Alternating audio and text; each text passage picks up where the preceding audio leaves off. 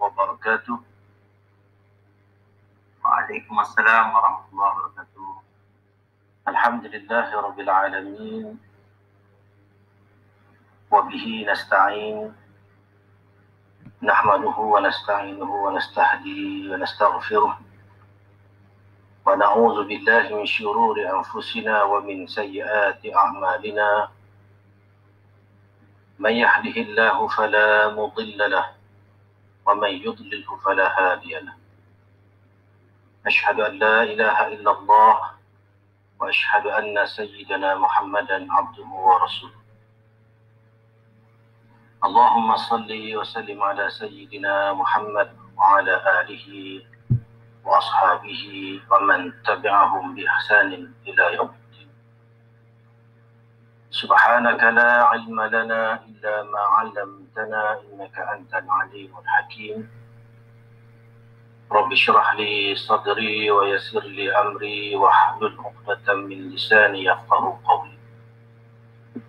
اللهم زدنا علما وارزقنا فهما.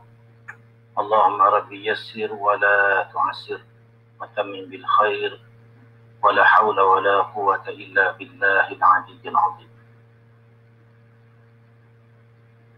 Yang berusaha, Tuan Pengarah, ada Tuan Pengarah? Yang berusaha, Tuan Timbalan, Puan Timbalan Pengarah, Cik Haniza. Assalamualaikum Ustaz. Waalaikumsalam warahmatullahi.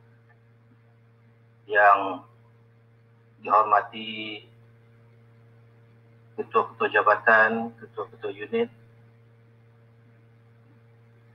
pensyarah-pensyarah kanan, seterusnya rakan-rakan pensyarah dan juga staf-staf sokongan, muslimin, muslimat, mukminin dan mukminat yang dirahmati Allah sekalian.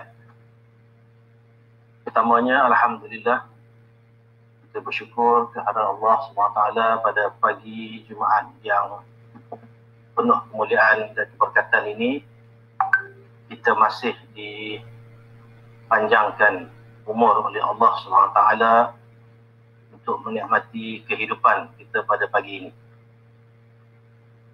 Alhamdulillah, walaupun dalam keadaan kita dalam menjalani kehidupan bekerja kita di rumah, dari rumah, BDR. Rasanya dah lebih sebulan, dah lebih sebulan kot kita daripada kita menyambut hari raya dulu sampailah hari ini dah 14 Zulkaidah. Lebih pada sebulan dah kita berada di rumah, bekerja dari rumah. Tapi walau bagaimanapun, alhamdulillah pada pagi ini kita masih lagi boleh berinteraksi secara maya ini, untuk kita berkongsi sedikit pada pagi ini. Dan giliran saya lah, pada pagi ini. Tapi sebenarnya saya lebih suka mendengar daripada sahabat-sahabat yang lain lah. Yang terakhir kita punya program pembangunan insaniah 2 minggu lepas tu, tak silap apa ni Puan Aida dengan tajuk trauma betul dengan tajuk trauma. Jadi saya pun agak trauma juga lah pada pagi ni. Saya pun agak trauma lah dengan pagi ni. Tapi memandangkan ini adalah satu tanggungjawab, amanah yang kita sama-sama pikul lah. Jadi sekadar untuk kita berkongsi, sekadar untuk kita refleksi ataupun muhasabah diri, walaupun tajuknya berubah daripada tajuk Tazkirah Jumaat kepada tajuk program pembangunan insaniah, tapi konsepnya, matlamatnya tetap samalah, untuk kita berkongsi apa-apa maklumat, apa-apa ilmu yang peranannya adalah untuk meningkatkan pembangunan insaniah setiap daripada kita. Ya. Jadi tuan-tuan dan puan-puan, pertama sekali sepanjang kita tak pergi ke pejabat lah, PJR ini mungkin banyak peristiwa-peristiwa yang berlaku sepanjang hidup kita ni. Jadi saya mengambil kesempatan ini untuk mengucapkan ta'ziah lah. Ma'azamallahu ajrukum fima asabakum kepada yang terbaru ini adalah Dr. Nazirah di atas kemudian ibundanya, ya. Maksudnya baru kemarin hari Khamis yang baru meninggal dunia. Dan mungkin ada juga sahabat-sahabat kita yang lain yang mungkin tak dapat berita atau apa-apa jua musibah yang menimpa, ya, tapi tak suka nak dipanjang-panjangkan, disebar-sebarkan, ya. Mudah-mudahan Allah memberikan ganjaran dan balasan, ya, di atas kesabaran setiap daripada mereka yang ditimpa dengan musibah. Dan sepatutnya lah kita sebagai orang-orang yang beriman, seperti mana yang Allah SWT jelas dalam ayat Al-Quran dalam surah Al-Baqarah, allazina iza asabathum musibah qalu inna lillahi wa inna ilaihi raji'un. Ya. Allah sifatkan orang yang sabar itu, ya, apabila ditimpa dengan ujian, ditimpa dengan musibah, ya, maka mereka akan mengatakan sesungguhnya kami ini adalah milik Allah. Ya. Inna lillah. Ya, kami ini adalah milik Allah. Sama ada diri kita ataupun diri insan yang kita kasihi, yang kita sayangi, maupun harta benda yang ada kita rasa kita miliki, ya. Tetapi itu semua adalah lillah, adalah milik Allah. Wa ilaihi raji'un. Dan dia akan kembali kepada Allah apabila sampai masa dan ketikanya. Jadi takziah saya ucapkan, ya, kepada Dr. Nazirah, juga kepada mereka yang menerima musibah.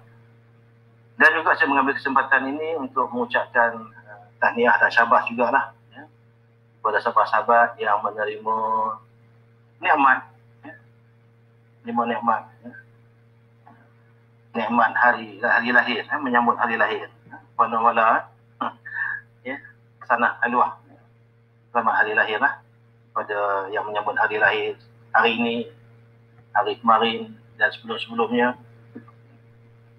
Juga pada sahabat-sahabat kita pun yang dah bersara dalam tempoh kita PJR ini, ya, sahabat-sahabat kita yang bersara, yang kita pun, saya pun terlupa waktu persaraan Cik Bakar baru ni buat YouTube apa semua ni. Yalah, kita duduk di rumah ni bukan sama dengan kita duduk di pejabat, kan. Kita duduk di pejabat mungkin ada kawan-kawan lain yang duduk pengat kita dan sebagainya, ya. Bila duduk di rumah ni, suasana rumah tu kadang-kadang memang tak sama dengan suasana di pejabat, ya. Jadi kita terlepas pandang Cik Ilyas, ya, tak tahu pencin je, kan.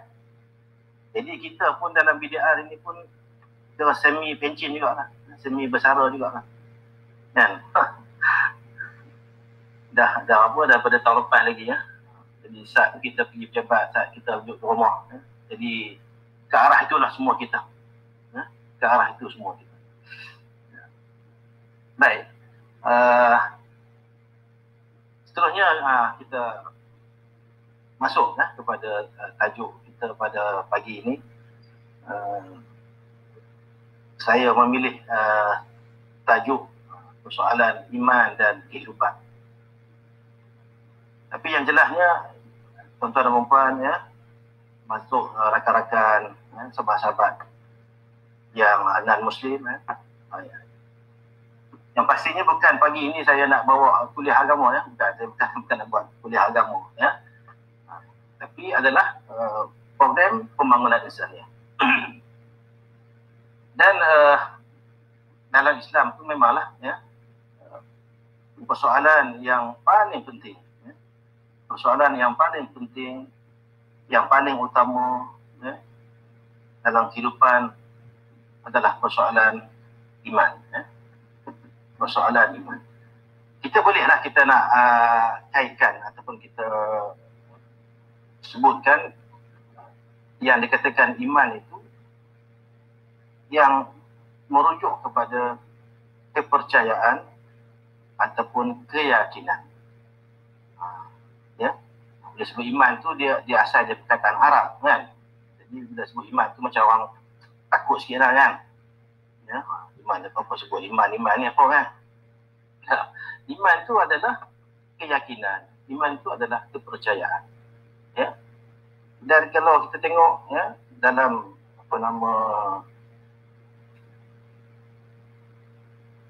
rukun negara kita kan. Rukun negara kita pun yang kita duk ikrar dalam rukun negara itu diletakkan ya. Rukun yang pertama dalam rukun negara itu adalah kepercayaan. Ya, kepercayaan kepada Tuhan. Ya. Dia mendahulukan persoalan kepercayaan, persoalan keyakinan. Jadi kalau kita nak pergi ke bunyi Arab sikit, keimanan. Ya, keimanan. Itu hanya istilah ataupun bahasa saja. Bendanya sama. Ya, bendanya sama.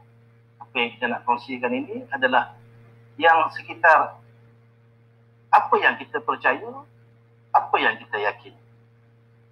Ya, cuma dalam Islam tu dia lebih jelas. Ya, dalam agama Islam, dalam ajaran Islam itu persoalan keimanan itu, kepercayaan itu, keyakinan itu dia lebih jelas. Ya, dia lebih menonjol, dia lebih berketerampilan lagi. Begitu. Jadi persoalan yang kita nak bincangkan ini adalah persoalan daripada tajuk buku Al-Iman wal Hayah yang diterjemahkan sebagai iman dan kehidupan. Sebab kita hidup, kita sebagai manusia, sebagai insan, dan kita hidup. Dan bagaimana kita nak hidup dengan iman itu, kan? Supaya dia tidak terasing, ya. Dia tidak apa namanya keyakinan kita itu, apa namanya iman itu, dia tidak terasing daripada kita menjalani kehidupan. Ya. Sebab tu kita tengok dalam doa-doa seharian kita pun kadang-kadang kita doa kepada Allah SWT, minta kepada Allah, ya Allah hidupkanlah kami dengan iman dan matikan kami dalam iman, bangkitkan kami pada akhirat nanti dengan iman, masukkanlah kami dalam syurga nanti bersama dengan orang-orang yang beriman. Jadi semua kita menyebut tentang iman, kan? Hidup kita, mati kita supaya sentiasa dalam iman. Ya. Jadi iman ni persoalan yang penting. Ya, lebih-lebih lagi dalam kita nak membangunkan apa katakan pembangunan insaniah. Ya. Lebih-lebih lagi kita nak membangunkan sifat keinsanan yang ada dalam diri kita tu. Ya. Sebab ada manusia yang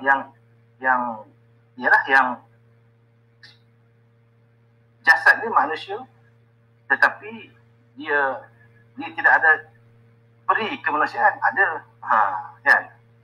Dia walaupun jasadnya adalah manusia, tetapi dia sifatnya dengan sifat kebinatangan. Kita bisa dengar kan? Ada seperti manusia yang sifatnya kebinatangan.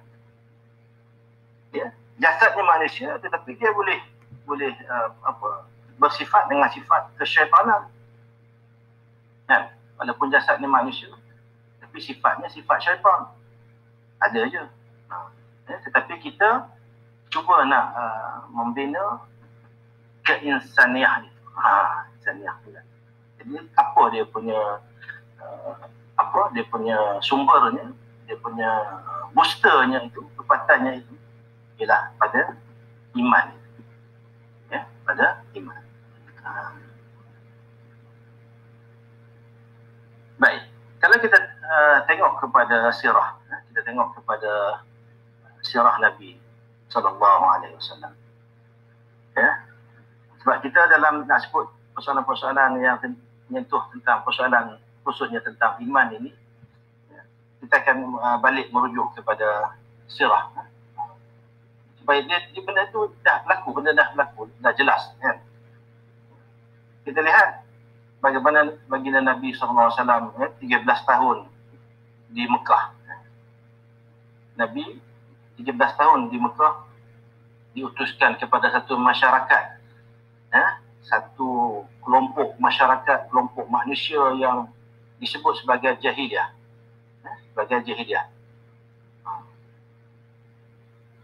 Walaupun perbincangannya panjang, kan, maksud jahiliyah itu jahiliyah apa, kan? Jahil. Kita jahil lah. Adakah mereka itu masyarakat yang bodoh, yang jahil, kan? Atau apa? Tapi maknanya jahiliyah itu umumnya mereka itu tidak hidup dalam keadaan beragama. Hidup dalam keadaan yang tidak ada panduan dan pedoman. Hidup ketika itu hanya berasaskan kepada hawa nafsu. Hawa nafsu. Ya. Siapa yang kuat, dialah yang berkuasa. Dan ya, undang-undang yang wujud adalah hasil daripada pemikiran, ya, hasil daripada kehendak nafsu syahwat saja semata-mata. Itu masyarakat jahiliyah. Dan kalau dari segi kepercayaannya, daripada sudut keyakinannya, ya, mereka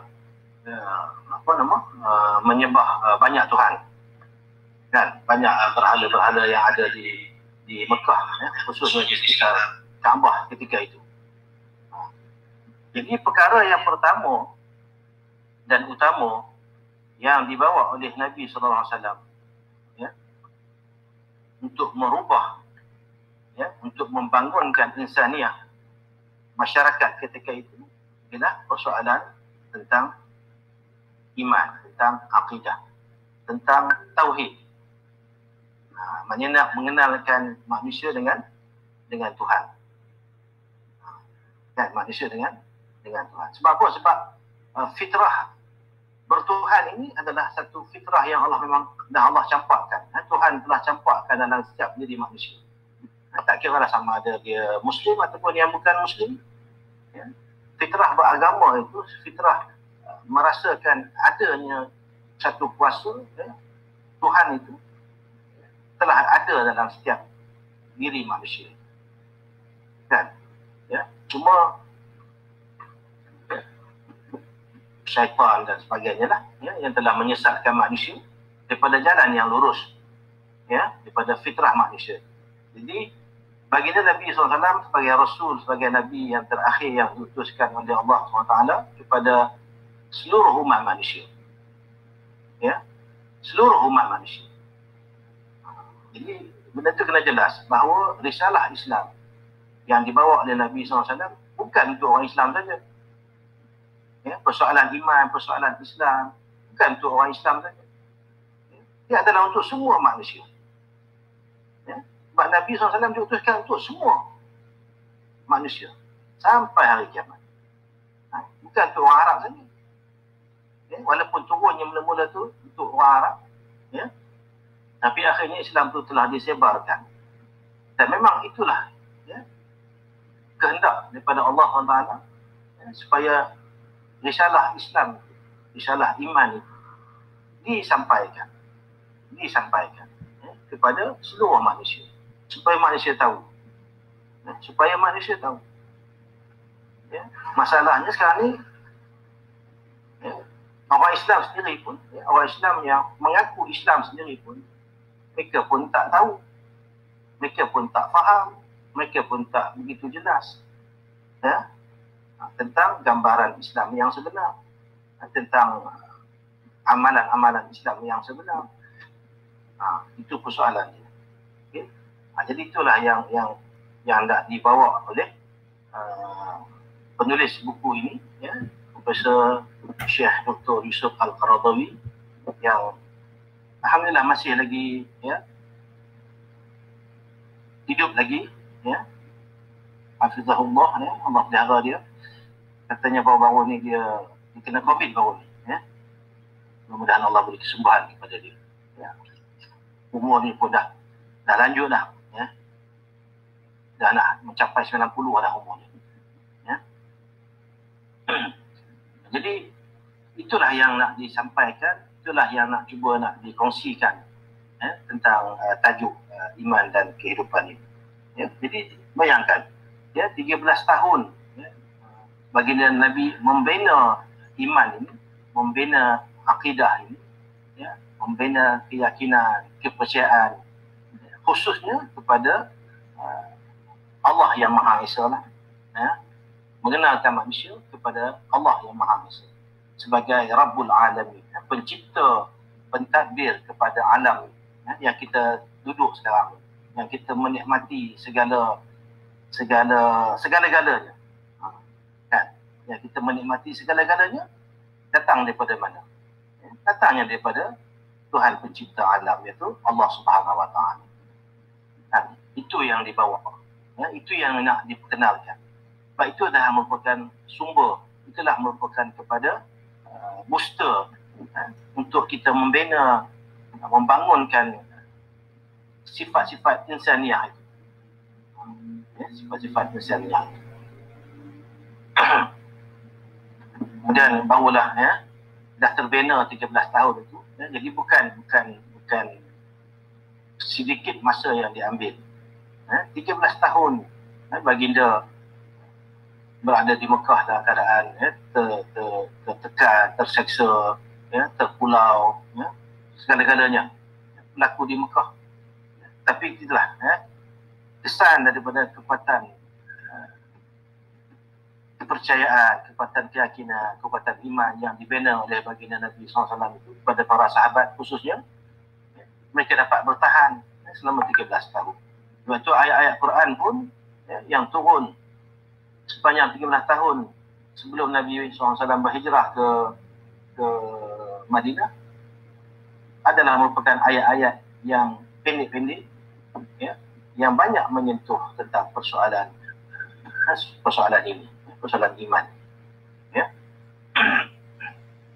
Kemudian barulah, bila Nabi SAW berhijrah, ya, ke Madinah, ya, 10 tahun berada di Madinah, barulah dengan kekuatan keimanan, kekuatan kepercayaan, kekuatan iman yang terbina, ya, pada diri para sahabat, ya, yang berhijrah meninggalkan kehidupan mereka, kesenangan mereka di Mekah, sanggup mereka tinggalkan kesemuanya itu, berhijrah, ya, bersama dengan Rasulullah SAW ke Madinah. Dan di sanalah baginda membina negara Islam Madinah yang pertama, ya, Madinah Al-Munawwarah, yang sebelumnya disebut sebagai Yathrib, ya. Barulah disitulah, ya, tertegaknya segala perundangan, segala undang-undang, segala syariat, yang menyeluruh, ya, yang holistik, ya, dalam kehidupan umat Islam seluruhnya. Jadi itu nak menunjukkan betapa pentingnya apa yang dinamakan sebagai iman ini, apa yang dinamakan sebagai kepercayaan ini. Sebab bila sebut iman ini, dia tak boleh nak ada sebarang syak, sebarang ragu-ragu, syak, walaupun sedikit, kan. Kita kena yakin, ya. Baik. Kemudian kita juga, ya, lihat, ya, bagaimana, sebab itu tadi, ya, saya sebutkan bahawa persoalan iman ini persoalan yang amat penting, hatta kepada orang Islam sendiri pun, ya. Jadi kita kena tahu kenapa pentingnya iman ini dalam kehidupan kita, ya, supaya kita meletakkan iman itu di hadapan kita. Kan? Ya. Kita letakkan tangan kita di dada kita kan. Baginda Nabi SAW letak tangan Nabi di dada. Nabi kata apa? At-taqwa hahuna. At-taqwa hahuna. At-taqwa hahuna. 3 kali Nabi sebut kan. Yang namanya takwa itu duduk di hati dalam kan. Tapi dia bukan duduk dalam tu je, bersembunyi tak. Dia akan terjelma dalam bentuk tindakan. Ya, dia akan terjelma dalam bentuk tindakan. Sebab itu persoalan iman ini adalah benda yang disebut sebagai apa yang kita yakin dalam hati kita. Ya, apa yang kita yakin dalam hati kita, kita benarkan dalam hati kita perkara yang akan kita bincangkan nanti. Kemudian kita menyatakan dengan lidah kita, dengan lisan kita, ya, kita sebut perkara itu. Kemudian kita akan benarkan, ya, wasaddaqahu bil amal. Kita akan benarkan dengan tindakan kita, ya, dengan tindak tanduk kita. Jadi dia walaupun Nabi tunjuk bahagian hati dia, bahagian dada dia, tapi bukan maknanya benda persoalan iman itu hanya duduk dalam dada dia, dalam hati dia tu. Hati saya baik, kan? Tapi dia merangkumi ketiga-tiga perkara yang saya sebutkan tadi. Ya, tuan-tuan dan puan-puan, ya, yang dikasihi, yang dihormati sekalian. Ya, jadi persoalan iman ini bukan persoalan main-main. Ya, dia bukan benda main-main. Ya, sebab tu dalam surah Al-Hujurat, ya, dalam surah Al-Hujurat, sebagai contohlah, sebab kita sumber kita Quran, kita kena rujuk Quran lah, ya. Pada ayat yang ke-14, ini sebagai contoh sajalah, ya, sebagai contoh. Pada ayat yang ke-14 dalam surah Al-Hujurat, mungkin yang boleh rujuklah, ya. Allah nak sebut, ya, tentang iman ini, kan? Apa Allah SWT firman? Qalatil a'rabu amanna qul lam tu'minu walakin qulu aslamna walamma yadkhulul imanu fi qulubikum. Hingga akhir ayat lah. Ayat ini turun, ya, bila mana ketika beberapa orang daripada kalangan orang-orang Arab Badui, ya, orang-orang Badui ini orang Arab untuk pedalaman tu lah, ya, untuk pedalaman tu. Jadi sesekali mereka keluar ke bandar, ya, mereka jumpa dengan Nabi SAW, nikahnya. Mereka menyatakan mereka telah beriman. Mereka menyatakan mereka telah beriman. Qalatil a'rabu amanna. Mereka berkata di hadapan Rasulullah, mereka mengaku mereka telah beriman. Kami telah percaya, kami telah yakin. Begitulah, ya, maksud dia. Tapi Allah SWT nak bagi tahu kepada baginda Nabi, ya, apa yang dinyatakan oleh orang Arab, ya, tersebut, ya. Kullam tu'min, ya, kamu belum lagi beriman, walaupun dia dah mengaku depan Nabi, ya. Dari segi lisannya, dari segi pengakuannya, ikrarnya, dia kata kami telah beriman. Tapi Allah bagi tahu kat Nabi, turun ayat ini, kullam tu'min, bagi tahu kat mereka itu, kamu belum lagi beriman.